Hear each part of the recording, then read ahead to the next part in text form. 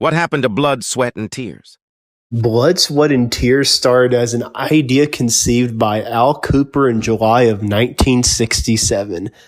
An ex-member of the Blues Project, Kooper had been toying with the notion growing out of his admiration for jazz bandleader Maynard Ferguson, of forming an electric rock band that would include horns and use jazz as the basis for their work. He planned to pursue this in London, but a series of New York shows involving some big-name friends didn't raise enough money to get him there. He did, however, find 3 players who wanted to work with him: bassist Jim Fielder, Blues Project guitarist Steve Katz, and drummer Bobby Colomby. Kooper agreed as long as he was in charge musically. The horn section featured Fred Lipsius, with Randy Brecker and Jerry Weiss on trumpets and flugelhorns, and Dick Halligan playing trombone. The new group was signed to Columbia Records, and the name Blood, Sweat, and Tears came to Kooper after a jam at the Cafe A Go-Go, where a cut on his hand left his organ keyboard covered in blood. That first version of Blood, Sweat, and Tears played music that roamed freely through realms of jazz, R&B, soul, and psychedelia in ways that had been scarcely heard before in one band. The songs were bold and challenging, and the arrangements gave Lipsius Brecker room to solo, while Kooper's organ and Katz's guitar swelled in pulsing, shimmering glory. Their debut, Child is Father to the Man, was released in February 1968 and seemed to portend a great future. The only thing that it didn't have was a hit single to get A&M radio play and help drive sales. Disagreements about routine grew into doubts about Kooper's ability as a lead singer and soon split the band in camps. Kooper left in March of 1968 and Brecker followed him out. That might have been the end of the story, except that Colomby and Katz decided to salvage a band of their band out of this chaos. The lineup was reshuffled and expanded, and for a lead singer, they found a Canadian national named David Clayton Thomas. The new Blood, Sweat, and Tears recorded their album in late 1968. Blood, Sweat, and Tears, released in January 1969, was smoother and more traditionally melodic than its predecessor. Equally important, the singles from the album were edited, removing the featured spots for the jazz players. You've Made Me So Very Happy rose to number 2 and lofted the album to the top of the LP listings. Spinning Wheel followed, and when the smoke cleared, the album had yielded a career's worth of hits. And When I Die came after, and it also reached number 2 on the Billboard Hot 100. The LP won the Grammy as Album of the Year, selling 3 million copies in the bargain. In the spring of 1970, however, the group lost a huge amount of momentum with its core audience, which were college students, when they undertook a tour of Eastern Europe on behalf of the U.S. State Department. The Vietnam War was still raging, and anything to do with the government was potentially poisonous on college campuses. It was their return to America amid this dubious career move, which was done to overcome the problem of Clayton Thomas's shaky immigration status, that Blood, Sweat, and Tears 3 was released. It briefly topped the LP charts, and the single Heidi Ho reached number 14, but both sold only a fraction of what their earlier releases had done. Additionally, the group was now criticized by the rock press, which felt that Blood, Sweat, and Tears were either a pretentious pop group that dabbled in horn riffs or a jazz outfit trying to pass as a rock band. The group's decision to perform at a Las Vegas casino, which even upset the head of Columbia Records, Clive Davis, did nothing to diffuse these doubts. Clayton Thomas exited after the 4th album to pursue a solo career. Most of the group's original and second-generation players were gone by then as well, though the playing standard remained consistently high. The lineup became a revolving door.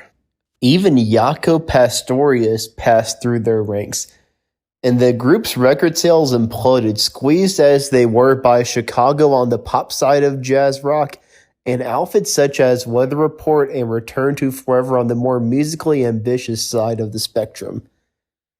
Clayton Thomas returned in 1974 to what was billed officially as Blood, Sweat, and Tears featuring David Clayton Thomas. They released New City in 1975, which did well enough to justify an ambitious tour that yielded the double LP Live and Improvised. Columbia Records dropped the group in 1976, and even Bobby Colomby, who had trademarked the group's name, gave up playing for them.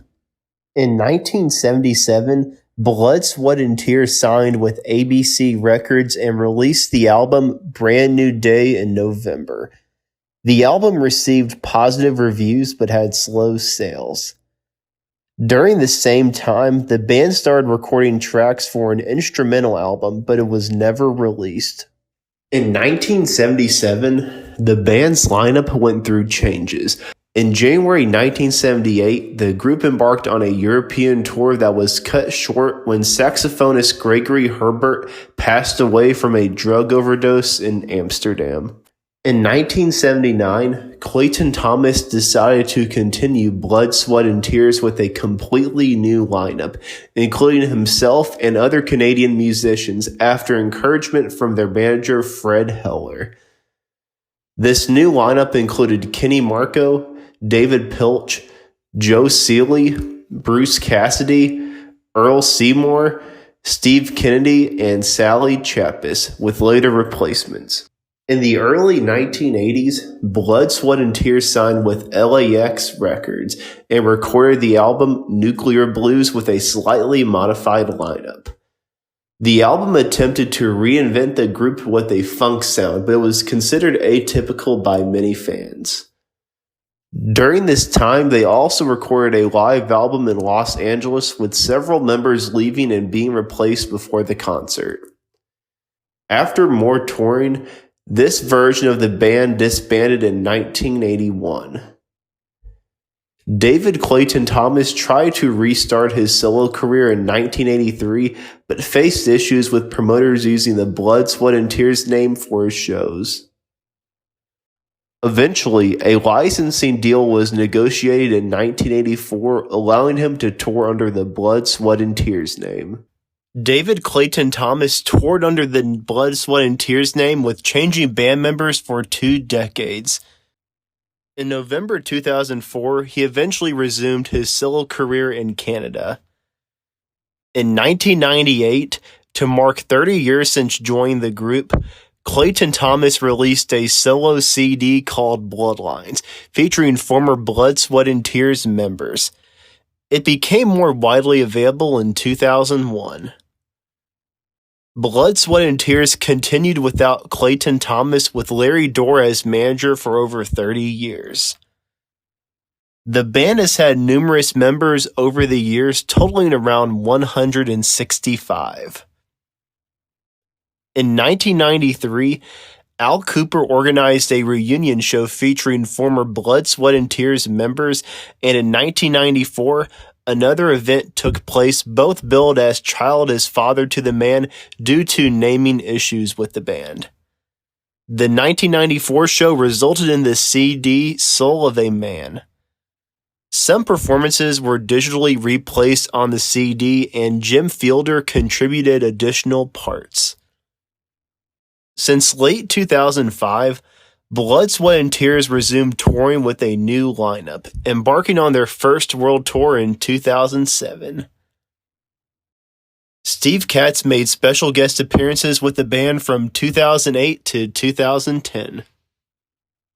In 2011, Blood, Sweat, and Tears and Chicago co-headlined a jazz festival in Germany, and they performed together in 2013 in Louisiana. From 2013 to 2018, Bo Bice, the runner-up on American Idol, fronted the band. Unfortunately, Soloff died in 2015 at the age of 71 after suffering a heart attack in New York City. In 2018, Tom Bowles, a former Tower of Power singer who had previously worked with Blood, Sweat, and Tears, replaced Bice. In 2019, Keith Palazzo from The Voice became Blood, Sweat, and Tears' new singer. Unfortunately, Halligan died from natural causes in Rome on January 18, 2022 at the age of 78. In March 2022, original bassist Jim Fielder guested with the group at several Florida shows. And as of the recording of this video in October 2023, the rest of the crucial members of Blood, Sweat, and Tears are still alive and well. And that's what happened to Blood, Sweat, and Tears. Thanks for watching. Like and subscribe if you haven't already, and give me some facts about the band that I failed to mention. Thanks again for watching. I'll see you in the next video.